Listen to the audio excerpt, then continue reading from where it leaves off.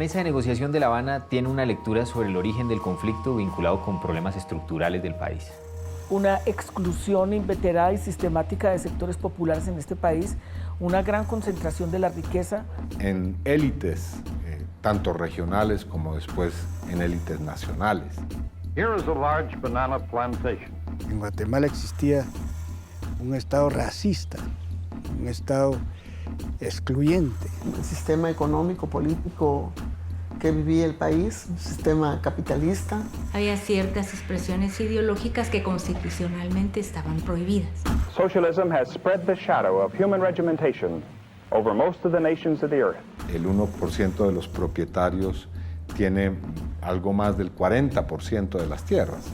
Y una decisión de partidos tradicionales de no permitir la existencia de otros movimientos políticos y sociales. Agrupaciones populares ganaron 2 elecciones presidenciales y la respuesta frente a esas victorias fue represión, asesinatos, desaparecidos.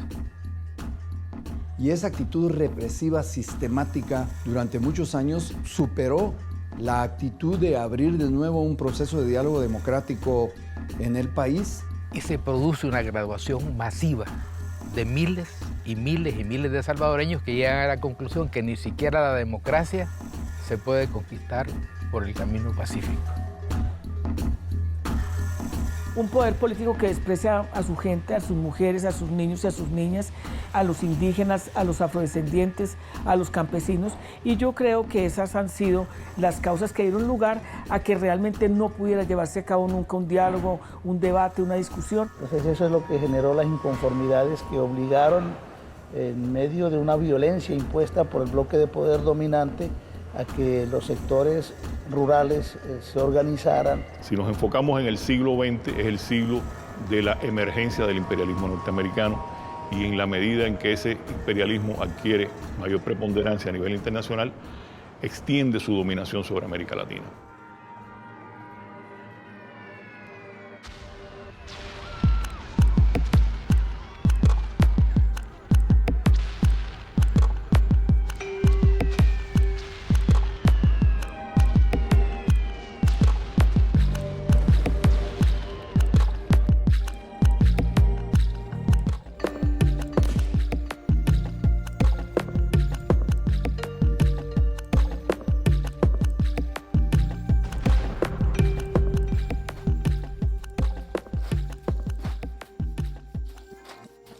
Primero hay que decir que en el plano regional se había creado una situación que preocupó, podríamos decir, a la mayoría de gobiernos de América Latina. Diversas formas de lucha social, lucha política, que alcanzan su clímax, yo diría, en la década de 1970-1980, o sea, el triunfo de la Revolución Sandinista. Guatemala, El Salvador y Nicaragua teníamos problemas serios de violencia armada. A nivel de guerrilla se encontraba bien militarmente a finales de la década de los 70s y es precisamente por eso que los 80s van a ser recibidos con una política de genocidio terrible para mermar al movimiento guerrillero guatemalteco. Se dice que la mayoría de los subversivos eran indígenas del noreste del país, dirigentes sindicales y estudiantes de la ciudad capital. Vivíamos una realidad de mucho miedo, de mucho temor, de mucha zozobra, ejecuciones extrajudiciales, muertes de líderes, etc. Había todo un ambiente de temor y de miedo y de inseguridad, cuya sombría era precisamente el conflicto armado. Habían cometido tales crímenes de lesa humanidad, masacres, que el mismo gobierno norteamericano se vio compelido a suspender la ayuda militar al ejército de Guatemala por violación de los derechos humanos dentro del territorio guatemalteco. Un gobierno que necesitaba reivindicarse internacionalmente, no podía vivir en ese aislamiento, y una guerrilla que a la altura de los 10 años del año 86 que empezó, ya la negociación más fuerte, también sentía que habían llegado los tiempos. Principalmente el ejército de Guatemala partía de esos presupuestos, de esas primicias, de que nosotros habíamos dejado de tener ya el apoyo internacional. Por lo tanto, estábamos en una situación de derrota. Y es que también habían intereses de lograr la pacificación del área, porque había la necesidad de empezar a hacer reajustes económicos, reajustes al modelo neoliberal. Definitivamente que haya un movimiento insurgente da una inestabilidad a la certeza jurídica de las inversiones. Un grupo de países, 4 países de América Latina, preocupados por el conflicto centroamericano, preocupados por la posibilidad de que una agresión militar de los Estados Unidos en Centroamérica pudiese tener consecuencias en sus propios países, que la gente saliera a manifestarse. Eso hace que estos países empiecen a buscar una solución negociada del conflicto centroamericano. Y así es como surgen un par de reuniones que se dan en Guatemala, es que se les denominó Esquipulas I y Esquipulas II. En Esquipulas II se plantea claramente la necesidad de la búsqueda de una solución política a los conflictos armados en Centroamérica. De los países escandinavos, Suecia, Noruega, Dinamarca, intervinieron fuertemente apoyándonos, y entonces este grupo de países amigos, México mismo, facilitó el que se pudieran tener los lugares para las reuniones y el que alentaran que el proceso no se detuviera. Se hablaba de la política de doble carril, o sea, guerra y negociación. La guerra buscaba llevar a la insurgencia a un diálogo en el que aceptase las condiciones que el imperialismo y las oligarquías locales querían imponerle. El movimiento revolucionario, por su parte, tenía que mantener la insurgencia y convertir ese diálogo en negociación donde de verdad hubiese equidad. La Comandancia General de URNG empieza a tener un intercambio con todas las organizaciones sociales, las organizaciones populares, las organizaciones gremiales, con las organizaciones políticas y también con las organizaciones empresariales. Y inmediatamente después de la primera reunión, el primer intento de golpe de Estado de los oficiales que estaban en desacuerdo con esto. El gobierno de Cerezo empieza a ser sumamente cuestionado por un grupo de militares que no estaban interesados en la firma de la paz. Inventaron una cosa que decían que yo era el caballo de Troya de la guerrilla.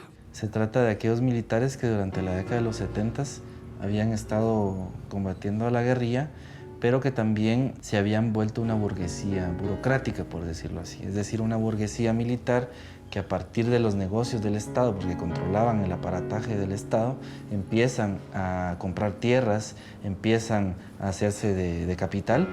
De alguna manera ellos estaban conscientes que al negociar una paz, se iban a negociar puntos como el tema de una comisión de esclarecimiento histórico, y a partir de una comisión de esclarecimiento histórico vos vas a tener elementos punibles contra los crímenes de lesa humanidad y de guerra. Pueblo de Guatemala, la paz ha sido firmada. Detener un proceso de violencia sistemática de casi 4 décadas no es cosa simple. La paz no se podía concebir como una simple firma en un papel y la deposición de las armas. Debía pensarse desde sus raíces y causas históricas.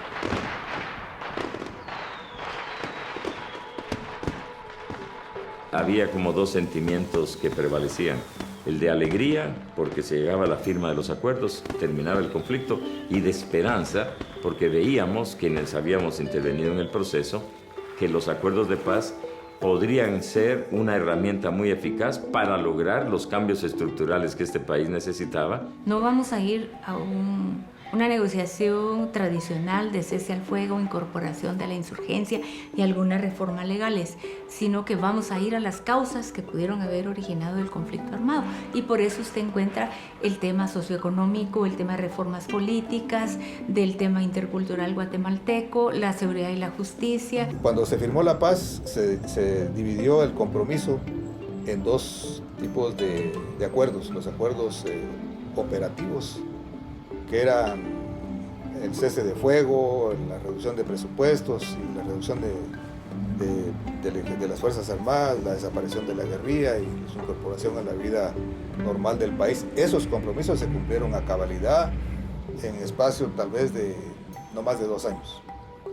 Luego los acuerdos sustantivos, donde ahí tiene que ver ya pues, toda la estructura gubernamental, incluso todos los ciudadanos tienen un compromiso con esos acuerdos, y ahí fue donde comenzamos a tener problemas, ¿verdad? Porque es donde había que invertir recursos económicos, había que invertir tiempo, había que invertir ideas. Puntos importantes era, por ejemplo, devolverle a los pueblos indígenas sus derechos. De hecho, hay un acuerdo sobre identidad y derechos de los pueblos indígenas.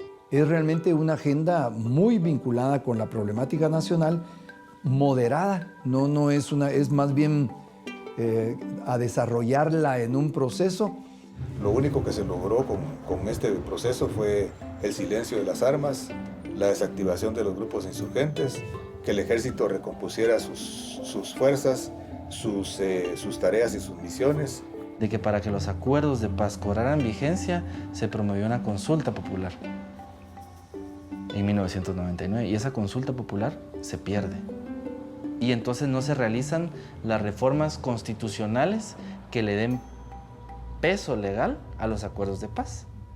Y todo el aparato de comunicación masiva de los sectores de poder implementaron una campaña que llevó al no, bajo la creación de un sentimiento de miedo, de una unidad nacional falsa. Era una falta de voluntad increíble de parte del Estado de hacerlos cumplir, al punto que 5 años más tarde los acuerdos de paz eran historia, ya eran recuerdos de paz. Que en el año 1996 se firman los acuerdos de paz, pero también en el año 96 se firma y se aprueba por el Congreso de la República, más bien dicho, la nueva Ley General de Electricidad. Y un año después, en el año 97, se firma la nueva Ley de Minería, que son los 2 instrumentos legales que todos los gobiernos han utilizado para imponer megaproyectos en los territorios de los pueblos indígenas. Ya teníamos un tratado de libre comercio encima con Estados Unidos. Ya teníamos la primera inversión minera de Goldcorp Inc. en San Miguel Ixtahuacán, y a partir de entonces Estados Unidos es el principal inversionista extranjero directo de Guatemala. En Guatemala se llegó a cumplir un 30% del contenido de los acuerdos, pero en un 70% no se cumplió, y no se cumplió lo esencial, lo básico. Y aquí no puede haber paz si se continúa con el modelo económico que teníamos, que es estructural, es decir, seguimos exportando los productos tradicionales. Estos productos tradicionales han vuelto al país casi monoexportador. La palma africana se ha ido extendiendo de tal manera, por ejemplo, y el azúcar, que han comprado las tierras que se dedicaban a cultivar alimentos. O sea que nos están produciendo los problemas previstos por no haber continuado con los acuerdos de paz. En este momento podemos concluir que se firmó formalmente la paz en Guatemala, pero que la paz no existe. Lo que pasó es que se reactivaron y se reacondicionaron estos mecanismos de represión de la guerra y se ajustan actualmente para otros tipos de intereses que son eminentemente económicos. La economía guatemalteca a nivel macro es la mejor posicionada de Centroamérica. Estamos a un ritmo del 3.8% del PIB. Además de ser el 10º país con la mayor desigualdad económica a nivel mundial. Retomar los acuerdos de paz, luchar para que se puedan implementar, es una tarea fundamental, que desgraciadamente las clases políticas partidistas de este país no están tomando en cuenta que ahí tenemos ya una herramienta discutida, analizada, negociada, reflexionada, que podría ayudarnos muchísimo para orientar el país en un nuevo modelo de desarrollo económico.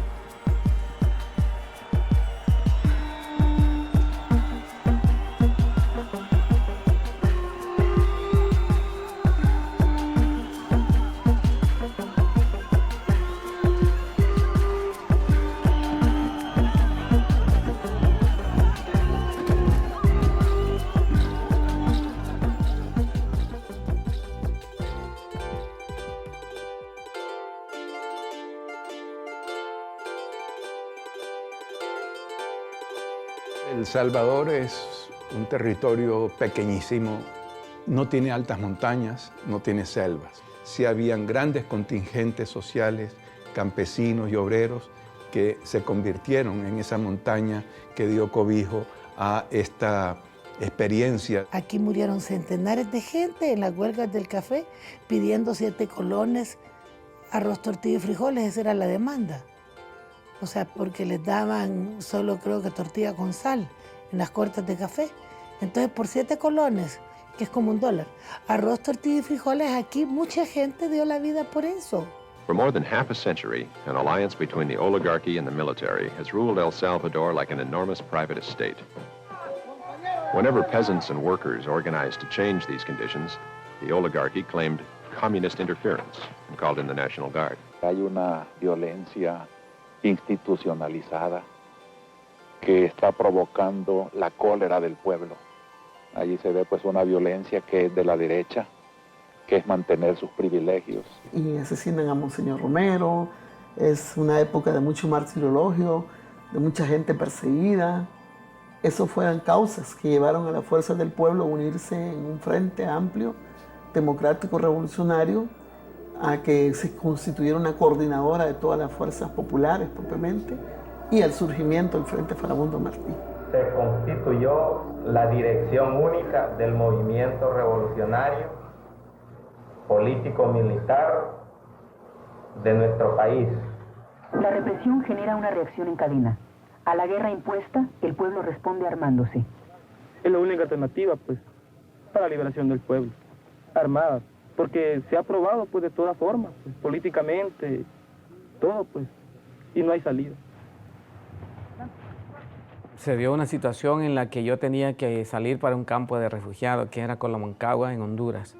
Y entonces yo dije que si había perdido a mi madre, que me mataran a mí, no era problema tampoco, ¿verdad? Entonces fue así como decidí no irme a refugiar. Me colé entre campamentos de la guerrilla, entre una guerrilla que era mal armada, que andaba así con pistolas 22, con pistolas 38, con alguna escopeta así remendada, pero era la guerrilla naciente. La convicción, la moral y las causas que teníamos, como era la miseria, la injusticia, la acumulación de la riqueza, la distribución de la tierra en pocas manos, los fraudes electorales, la imposición de la dictadura desde los años 30. Entonces era suficiente para pensar que valía la pena jugarse el pellejo por El Salvador.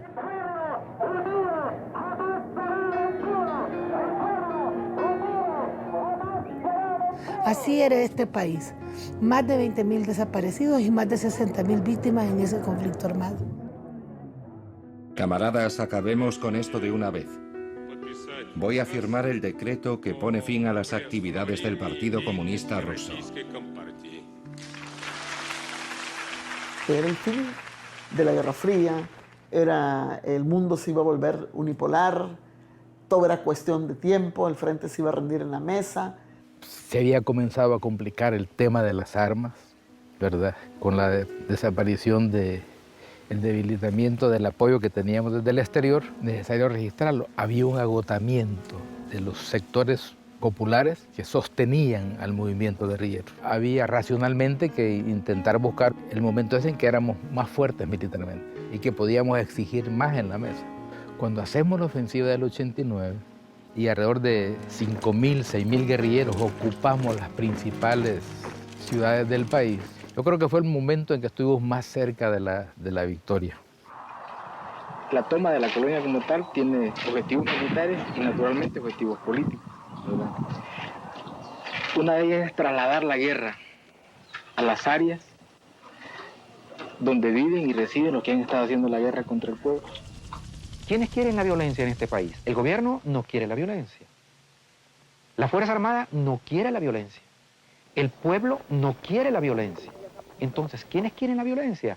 Son los enemigos del gobierno, los enemigos de la Fuerza Armada y los enemigos del pueblo. Contra el hambre y la represión, todos a luchar. Atiende del FMLN. Es cierto, compadre. Guerrillero nacido en El Salvador. No.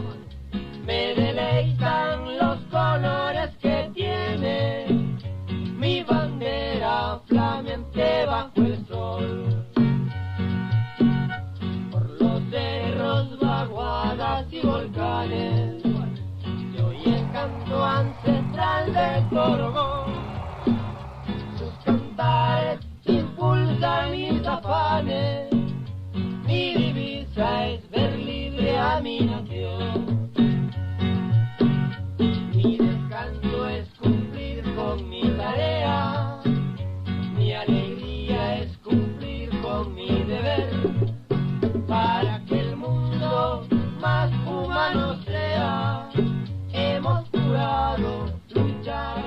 vencer.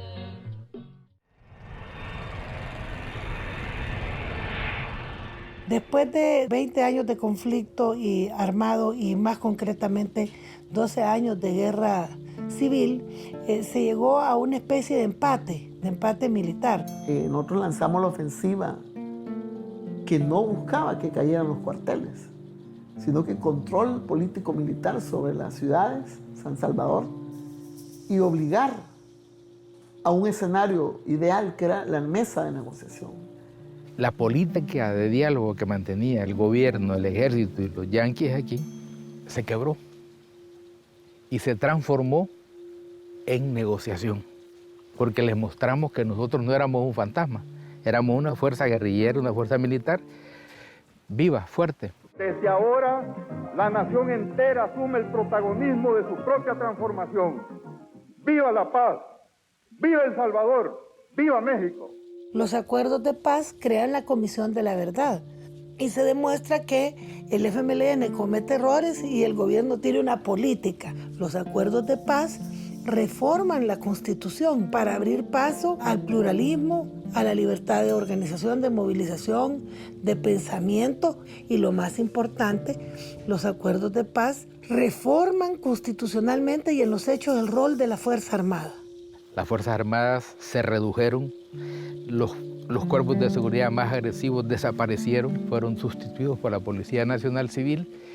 La Policía Nacional Civil fue constituida con un 60% de población civil, con un 20% de Fuerza Armada y un 20% de FMLN.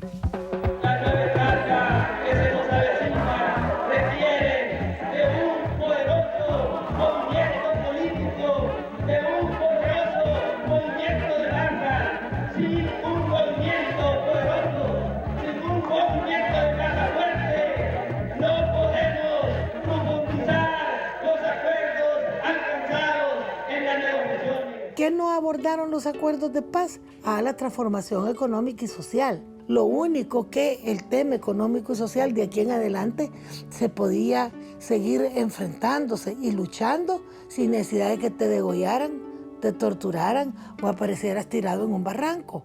Primero significó ese proceso de abandonar las armas, ¿verdad? De transformar el capital militar en capital político, de transformar el ejército guerrillero en un ejército político, que significó discutir, cambiar conceptos de estructuración de organización.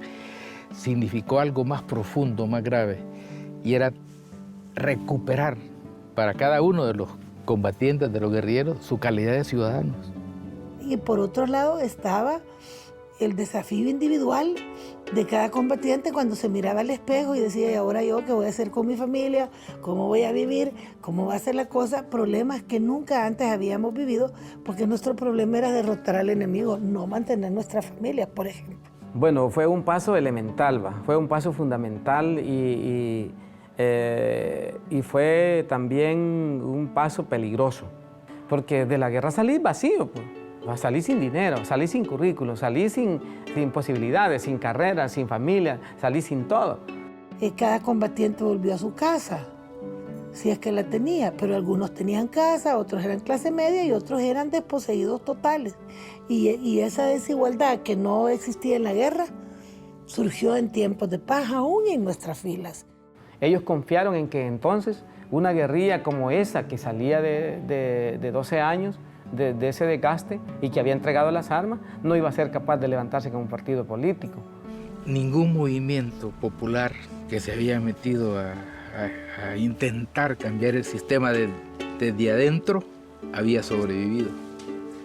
Y nuestro máximo líder, Chafik, planteó dos grandes ideas, que no éramos ovejas redimidas que volvíamos al redil arrepentidos. Éramos revolucionarios que nos integrábamos al sistema para cambiar el sistema desde adentro. Vamos a constituirnos en partido político inscrito, registrado. Y seguiremos siendo revolucionarios. La principal cualidad de nuestro partido es su naturaleza revolucionaria. La derecha oligárquica de este país le apostó a que el frente se iba a quedar como una izquierda bonsai, enana, que nunca íbamos a tener capacidad de llegar a gobernar este país. Y el FMLN ingresa a un escenario nuevo, complicado, distinto, ¿verdad?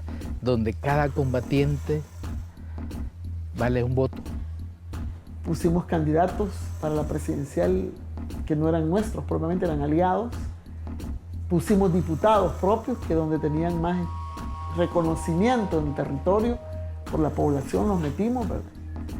Y alcaldías. Al principio, pues, cuando fue la primera campaña, había gente que nos decía, guerrilleros, a mucha honra, les decíamos nosotros, por eso hay democracia, ¿verdad? Fuimos a unas primeras elecciones en las que ganamos 15 diputados, 14 alcaldías, hasta tener hoy la presidencia de la República, una fracción legislativa de 31 diputados, 90 alcaldías. A la imposición de la banda presidencial, al señor presidente de la República de El Salvador, profesor Salvador Sánchez Serén. Ejerceré la presidencia con honradez, austeridad, eficiencia y transparencia. Pero el conflicto sigue planteado, porque la mesa que fue creada para resolver el conflicto económico, para tratar la parte económica, nunca funcionó. La otra parte, el gobierno y la empresa privada, nunca permitieron que eso funcionara y la desmontaron. Y por eso seguimos enfrentando permanentemente la conflictividad social, económica que nos caracteriza. No se logró el objetivo inicial, que era la conquista del poder en el sentido clásico de la revolución bolchevique, la revolución cubana, la revolución china. Sin embargo, sí se fuerza, se obliga al imperialismo y a las oligarquías de la región a abrir los espacios democráticos que históricamente le habían estado negados.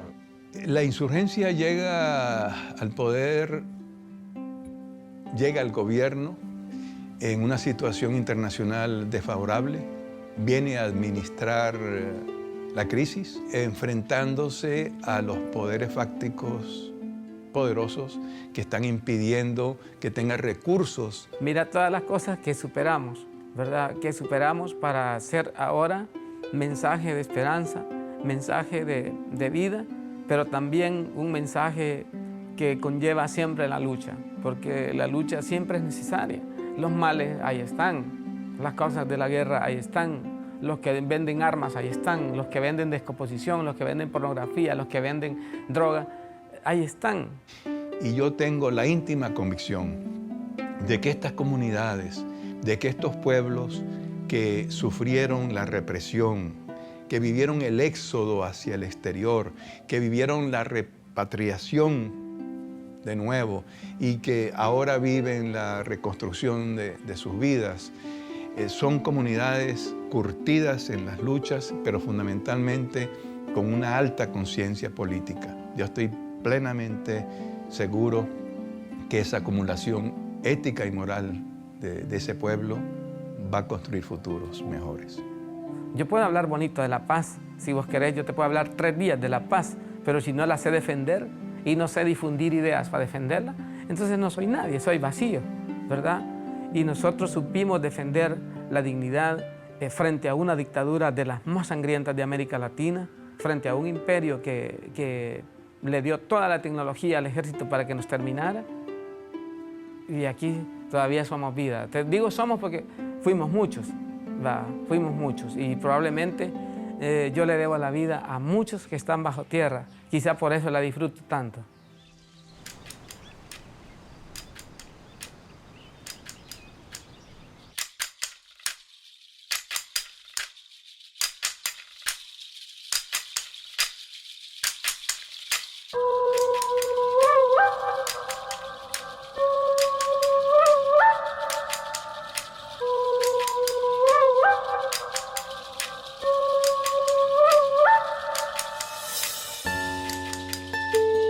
Colombia es un país que ha vivido en guerra históricamente y muchas generaciones, incluyendo la mía, no hemos conocido la paz.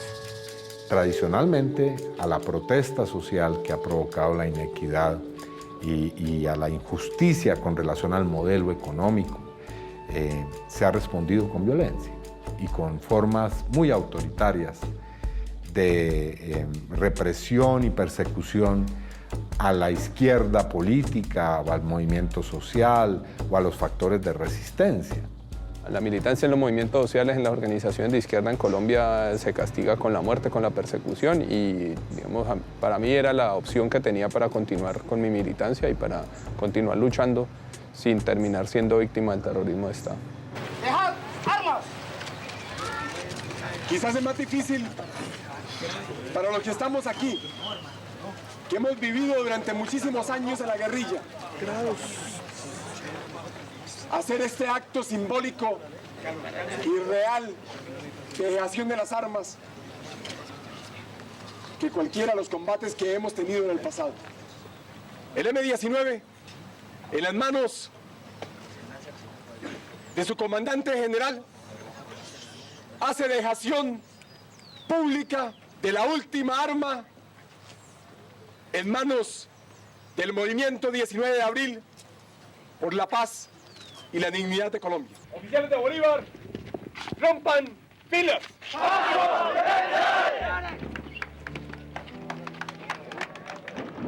A finales de la década de 1980 se realizaron procesos exitosos con algunos grupos que no eran muy grandes y más bien algunos de carácter urbano como el M-19 y con guerrillas rurales pequeñas que tuvieron éxito pero que no implicaron ningún cambio que uno pudiera decir estructural de la situación. El M-19, por primera vez en la historia del siglo XX, logró un acuerdo político con su enemigo militar, o sin el M haber vencido el Estado y el Estado haber vencido al M.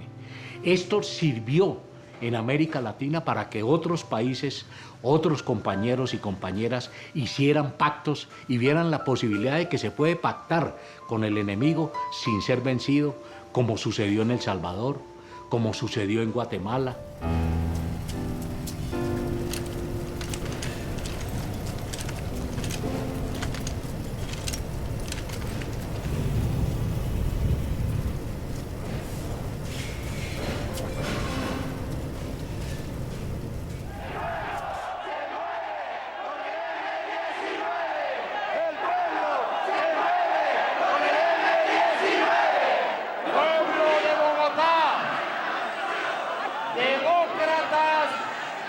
Nacionalistas, mayorías reunidas en la Plaza de Bolívar.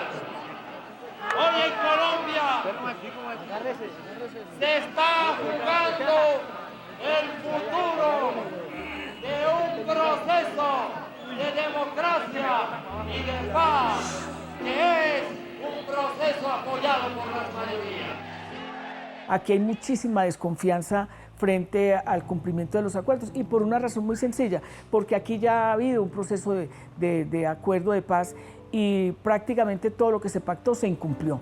El acuerdo básicamente consistía en que se iba a crear un movimiento político, en que las FARC lanzaban un movimiento político y que ese movimiento político, en la medida en que tuviera garantías para participar políticamente, iba a ir procesualmente recibiendo a quienes, habiendo pertenecido a la insurgencia armada, se incorporaran a la vida civil. Buscando la paz, el cese del derramamiento de sangre, las Fuerzas Armadas Revolucionarias de Colombia propusieron un acuerdo de tregua. El gobierno de Belisario Betancur aprobó la propuesta y el 28 de marzo en la Uribe Meta se firmaron los acuerdos. Los guerrilleros de las FARC se comprometieron a terminar los combates si el ejército hacía lo mismo. Con las FARC, este ya es el cuarto proceso. Hubo uno en el 84, que fue donde salió con el gobierno de Belisario Betancur, donde salió el movimiento Unión Patriótica como una posibilidad, como una alternativa para hacer política abierta por parte de la insurgencia. Permítame que a nombre del Estado Mayor Central de las FARC les haga llegar un fraternal y revolucionario saludo, deseándoles muchos éxitos en todas sus deliberaciones que en el día de hoy se debaten por encontrar salidas a los grandes problemas que se nos presentan en este país. El Congreso de la Unión Patriótica fue clausurado con una enorme manifestación en el centro de Bogotá. La participación de luchadores revolucionarios en los consejos, en las asambleas, en la Cámara y el Senado, a que cambiemos la correlación de fuerzas en este Parlamento.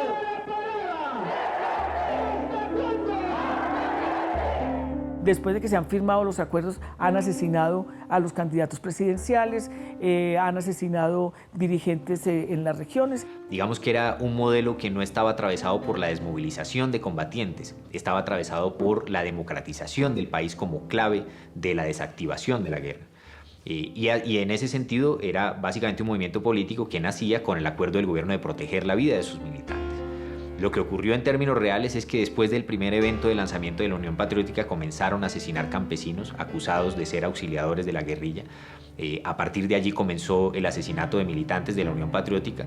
Las FARC decidieron retirar a los miembros de las FARC que estaban designados para participar de la Unión Patriótica, y el Partido Comunista, que había decidido encabezar también ese proceso, de alguna manera empezó a liderar la idea de que la Unión Patriótica tenía que seguir vigente y tenía que plantearse como una alternativa posible, porque lo había demostrado, porque la Unión Patriótica se lanzó a elecciones y se demostró que la gente tenía interés en votar por una clase de movimiento de ese tipo. En completa calma y en medio de estrictas medidas de seguridad, se realizaron hoy aquí en Bogotá las exequias del asesinado líder comunista José Antequera.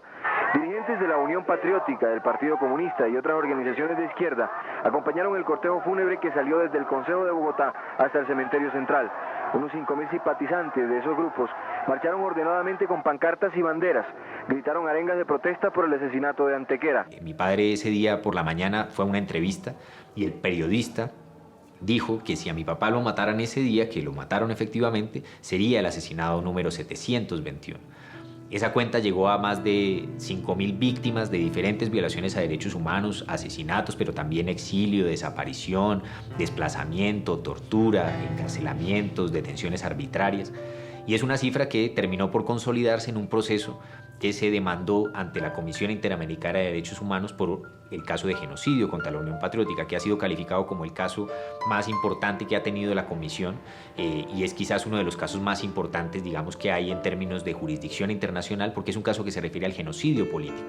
Un genocidio político que está demostrado, entre otras cosas, porque hay pruebas muy claras de que para eliminar a la Unión Patriótica se emprendieron planes en los que participaban, por supuesto, agentes del Estado con grupos paramilitares. Y eso se constituyó de alguna manera en el peor referente posible de lo que significaba en Colombia hacer un proceso de paz. Se constituyó en gran medida en una de las razones fundamentales por las que mucha gente decidió después pertenecer a las FARC, en las que mucha gente perteneciendo a las FARC tenía razones suficientes para desconfiar del gobierno. Y ese es uno de esos casos emblemáticos central alrededor del cual giran las justificaciones, los argumentos, la historia de lo que aquí tiene que resolverse. El primer documento fundacional de las FARC, que es el Programa Agrario de los Guerrilleros, está clarito en uno de los párrafos. Asumimos la lucha armada porque se nos cerraron las vías democráticas. 52 años de guerra fue suficiente para demostrar que no podían eliminar ni acabar una resistencia como esta, la resistencia armada que hemos sido las FARC-EP. Pero también hay condiciones, hay maduración de parte de las organizaciones sociales, de parte del movimiento popular, que no obstante a la represión brutal que han padecido, hoy la gente se ha apropiado de esta necesidad de la paz. El diálogo que comenzó en La Habana en 2012 y el actual proceso que se está dando con el Ejército de Liberación Nacional son procesos en los que hay hechos que nos permiten decir que tanto gobierno como guerrilla de las FARC y del ELN tienen una voluntad auténtica de llegar a la paz, por distintas causas de orden político, geoestratégico, internacional. Creo que el punto más frágil, más preocupante de todo este proceso es la falta de confianza, es la falta de credibilidad, y por eso ha sido tan difícil la discusión sobre cuál es la forma de ratificar los acuerdos, que le dé certeza jurídica a lo que se firme y luego la implementación de los acuerdos. Las FARC y el gobierno han pactado una agenda, cosa que no habían hecho en pasados procesos de paz, con 6 puntos. Ha habido la posibilidad de discutir, de socializar, de exponer cuáles son nuestras iniciativas, cuál es nuestro anhelo, de convencer por lo menos de que conozcan nuestros verdaderos anhelos de paz, porque durante mucho tiempo nos han estigmatizado. Y me parece que aquí en Colombia las FARC tienen mucho que dar porque durante 50 años han construido un nombre, una forma de hacer política, una legitimidad y una legalidad. Y eso han ido construyendo un lenguaje nuevo de lo que es el poder, entonces tienen cosas que dar. Pero no es que nos vamos a lanzar a una aventura, creemos que es posible que el pueblo colombiano se movilice a través de propuestas alternativas de cambio social y eso es lo que nos motiva a llegar a la firma de un acuerdo final que implique la dejación de las armas. Yo creo que ha sido una pelea muy fuerte por parte también de la insurgencia y de la sociedad en su conjunto, por exigir que la participación de la sociedad civil fuese tenida en cuenta en lo que fue todo este trabajo de escuchar las demandas, no solamente del movimiento insurgente también, sino de la sociedad. Y obviamente en ese contexto, pues que nuestra colectividad, digamos todo el colectivo fariano, los guerrilleros, las guerrilleras, el cuerpo de milicias y el partido clandestino avancen hacia el crecimiento y la consolidación del campo popular, que es algo en donde esperamos encontrarnos no solo nosotros, sino muchos y muchos sectores que seguramente quieren un cambio en el país.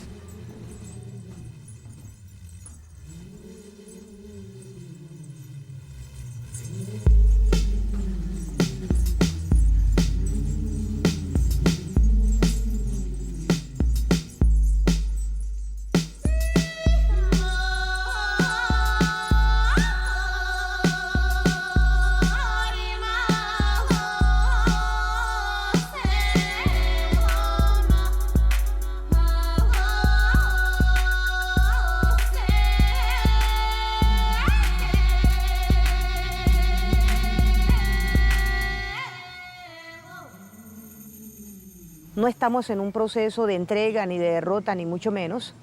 Estamos en un proceso de movilización hacia la actividad política, hacia el movimiento de masa, de reincorporación a las luchas sociales de manera abierta, legal. Ese robusto y heterogéneo campo de movimientos sociales que hoy hay en Colombia, que es quizá una de las características que no existían en décadas anteriores, ¿no? Hoy hay una gran cantidad de organizaciones y de luchas en distintos sectores de la sociedad que nos hacen ver que es posible, digamos, llegar a ese escenario, fortalecerlo y continuar luchando y continuar llevando nuestras banderas a partir de esos, digamos, de esos planos de la lucha.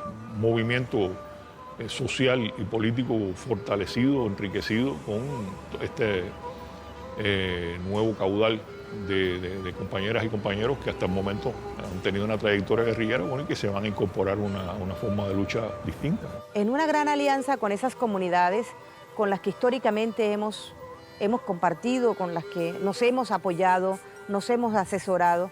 Muy bien la firma de los acuerdos, muy bien los anuncios, pero esto ha ocurrido en otras etapas.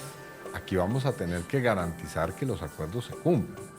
Y para que se cumplan, lo único que creemos nosotros puede dar una garantía es la participación de la gente. En las movilizaciones, en las exigencias, en la organización política, en la participación política por producir esos cambios, por hacerlo realidad, por imponerlo, porque por las buenas no lo van a hacer. La política no se hace solamente en los escenarios parlamentarios o en los escenarios electorales, se hace también en la calle, se hace también con el servicio social, que es una de las formas esenciales de la política.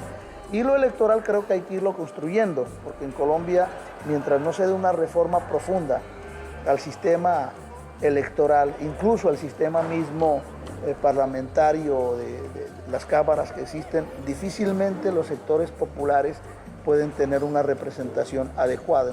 Es como la puerta que se nos abre a una posibilidad en Colombia de realizar las transformaciones que hemos luchado durante años y que tienen que ver con esas ideas de integración latinoamericana, de cambio social, de equidad social. es la oportunidad precisamente de que podamos conquistar no solamente el gobierno, ¿no?, sino los factores de poder real que nos permitan transformar a Colombia. La lucha sigue, es decir, ya no es una lucha con armas, ya es una lucha política, es una lucha, yo diría, muchísimo más complicada, porque estás luchando contra el dinero de la oligarquía, contra los medios de difusión de la oligarquía. Lo que sucede aquí es definitivo. O entramos en un desbarrancadero, nos volvemos una banana república otra vez, entramos para atrás, ya están entrando la megaminería, ya hay unos índices muy negativos, pero también hay muchas cosas positivas. Entonces, es un pulso que yo creo que lo ganamos. Quiero creer eso. Pero yo no soy tan boba para no darme cuenta que lo que van a hacer es vaciar el territorio para que las multinacionales se puedan apropiar de los recursos de este país. Y yo solo le atribuyo a nuestra voluntad, a nuestra propia capacidad para que nos comprometamos con esa democracia, que es una oportunidad que tenemos ahora para participar, que logremos hacerlo. Yo creo que ahora hay una ciudadanía un poco más consciente, hay una ciudadanía campesina, étnica, popular, mucho más decidida a comprometerse con el futuro de este país en cuanto a lo que tiene que ver con el cambio climático, la defensa del medio ambiente, la defensa de los recursos naturales. Me parece de que cada vez más hay grupos conscientes, grupos de jóvenes que se están organizando y que adecuados a esta realidad y sus nuevas modalidades están dando aportes para seguir profundizando las transformaciones revolucionarias en América Latina. Hay que buscar que la gente entienda que acabar el conflicto per se ya es un logro muy importante, pero que lo más importante es lo que sigue, cómo se va a construir, cómo vamos a participar y cómo realmente vamos a lograr que esos acuerdos se puedan blindar jurídicamente, más allá de eso, que se puedan hacer las transformaciones tan necesarias que tiene Colombia. A los grandes propietarios del capital ha correspondido una ideología y una ética. Una nueva ética hace falta para el ser humano, una ética en verdad humana. Y esto no es idealismo, esto es perfectamente realizable. Vamos a lograrlo. Tendríamos ahora que armarnos de muchas más ideas y tendríamos que armarnos de toda la fuerza, de toda la cohesión del movimiento popular para poder hacer realidad el sueño del socialismo al cual no hemos renunciado ni vamos a renunciar. Efectivamente, la paz debe comenzar con el silencio de las armas, pero debe de conducir a terminar el conflicto social. Y eso significa una enorme voluntad de las dos partes, ¿verdad? Y permitir que la gente, que los ciudadanos puedan sentirse seguros y tranquilos. Y está muy íntimamente ligada al respeto irrestricto de tus derechos humanos y a tu desarrollo integral como persona. Es como un respiro, es poder encontrarnos, reencontrarnos, es la reconciliación, porque lo que sí le puedo garantizar que hay es mucho dolor en todo el pueblo colombiano. ¿Por qué no hacer una suerte de perdón nacional? Perdón nacional que no pase por la impunidad, sino que pase por el contrario, por el reconocimiento de verdad y responsabilidades de todos. Si les pasara lo que nos pasó a nosotros, que creímos que ahí se había terminado el problema y que ya no teníamos que preocuparlo por seguir empujándolo, pues al poco tiempo van a tener otra vez problemas graves. Anualmente, cuando ha habido años de enorme combate, los muertos entre la guerrilla y el Estado, producto de ese enfrentamiento, los muertos suman 600, 700 personas. Y al año se reportan 25.000 muertes violentas. No es la guerrilla ni el ejército lo que ponen los muertos. Es la corrupción, son los niños que se mueren porque se les roban la comida. Son los estudiantes, los jóvenes que tienen que terminar en la delincuencia porque no hay opciones para estudio. Son las mujeres o los ancianos que se mueren a las puertas de los hospitales porque aquí se privatizó la salud y entonces las multinacionales de la salud no atienden a la gente. Si los sectores poderosos siguen sembrando el egoísmo, el odio a través de las armas y de la violencia social que siguen sembrando después de los famosos acuerdos para la paz, entonces ellos quieren garantizar una sociedad en descomposición, porque ellos saben que una sociedad en descomposición, entonces es más fácil crear caos, pues, y vender armas y hacer negocio de la violencia. La paz no es una foto de dos señores que se dan la mano y firman un papel, ¿sí o qué? Sino que la paz tiene que pasar precisamente tanto por la construcción de unas reformas y de unas garantías como del cambio en unas mentalidades y en una cultura específica. Si la ética del capital es la expansión a como de lugar, la conquista a como de lugar, pues ella lleva inexorablemente vinculado a la tendencia a la violencia. Los pasos que están dando son trascendentales, son importantes. Es la última herida sangrante de América Latina, ¿verdad? Y que resolverla nos puede permitir, en el marco de este contexto de esa América Latina que se ha rebelado contra el imperialismo y que está intentando encontrar sus propios caminos y que por supuesto está enfrentando en este momento el reajuste de la política imperial hacia el mundo. Están saliéndose del norte de África y están trasladando su artillería pesada para América Latina, ¿verdad? En esencia, yo creo que los pueblos de América Latina tenemos que prepararnos para estar siempre en pie de lucha y en pie de combate. Un país donde obviamente no nos tengamos que matar y no nos tengan que matar porque pensamos distinto, porque demandamos o exigimos derechos, porque exigimos el respeto por los derechos humanos, porque un país donde opinar diferente no sea un delito, un país donde exigir un régimen socialista no se vuelva una amenaza, sino que sea la opción de quienes consideramos que el capitalismo es la peor lacra que le ha podido ocurrir a la humanidad, hasta el punto que tiene tambaleando el futuro de la especie humana. Podría decirte que la paz es ese mundo feliz que nos imaginamos si se lograran todas las cosas que queremos que se logren en Colombia. Pero en el término más inmediato, creo que la paz significa que podamos llegar efectivamente a los acuerdos de La Habana, que podamos construir una agenda igualmente seria y concreta con el ELN y que podamos llevar todo eso a un proceso de básica democratización en el que los movimientos sociales, la izquierda del país, podamos seguir profundizando. Democracia y más democracia es la paz. Democracia y conflictos sociales que se tramitan democráticamente es la paz. No es necesariamente un escenario feliz, pero es el escenario que nos merecemos como se lo merece cualquier país.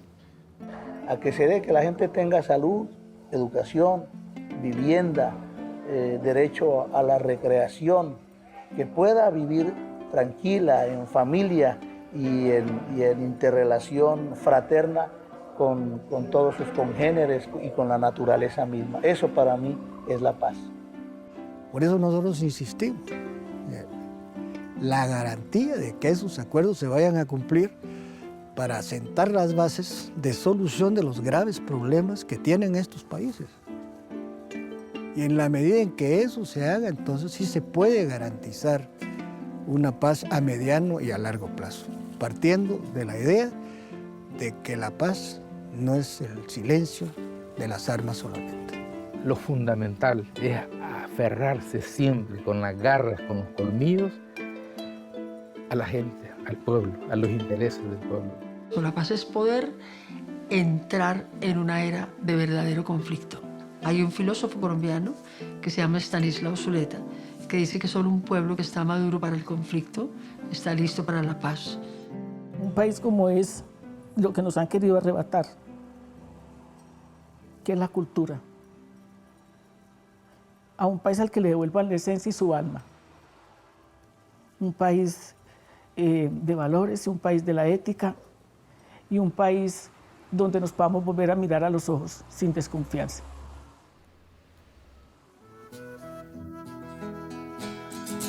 ¿Cuál es la lucha de los hombres para lograr la paz?